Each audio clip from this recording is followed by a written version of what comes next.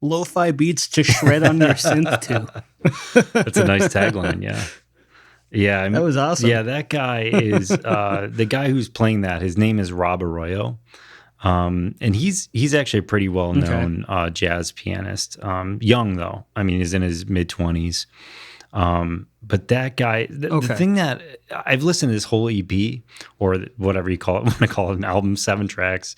Yeah, I've listened to the whole album, and that song is the first track on the album. And none of the other ones speak to me, but that one is just an amazing piece of music to me, and an amazing piece of production. Right, like has this windy beach sound in the beginning. That you hear it opening up with this addicting piano melody that some might think is repetitive because he does play it over and over and over again, but there's subtle embellishments that are made to it that make it more interesting as things go on. And then obviously he rips into that huge, synth solo at the end. But I mean, it's just, to me, it's so tastefully done. And even the little woodblock sound that comes in and it's hitting on offbeats, syncopated rhythm in the middle. That sort of thing was really amazing to me.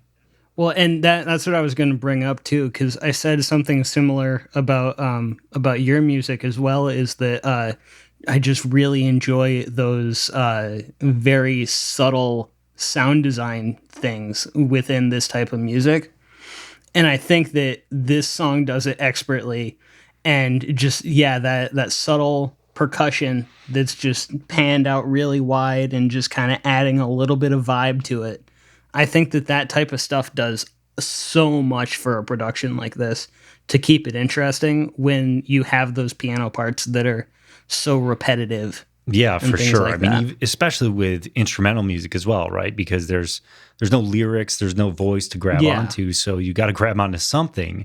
And the thing that's holding down that soundtrack, this piece of music, is that piano line, right?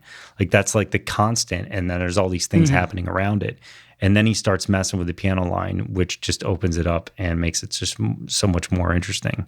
But even listening to that piano line, even if they just play the piano line over and over and over again, I would probably listen to that for 3 minutes and not get bored, because it's just so catchy. It's just such a catchy piano line. Yeah. So, yeah. I mean, anybody who makes music can relate to listening to a 4-bar loop for hours on end, but that's and about the sound there. design elements, now you know where I get it. I mean, this is the type of stuff that I listen to on a daily basis. Absolutely. So when I'm listening to these things, these artists that do this stuff and these producers that make this type of music, that's where the influence comes from. I try to do that with my music.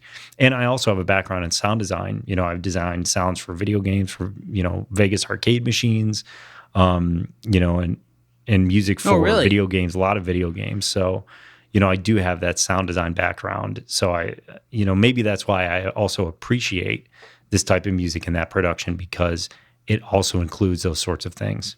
All right. So my next song is by a group called Hardcastle, and they are an indie rock group from Nashville. They're actually no longer a group, from what I can tell. I just saw in this Instagram post, there was this big, long paragraph, and it was talking about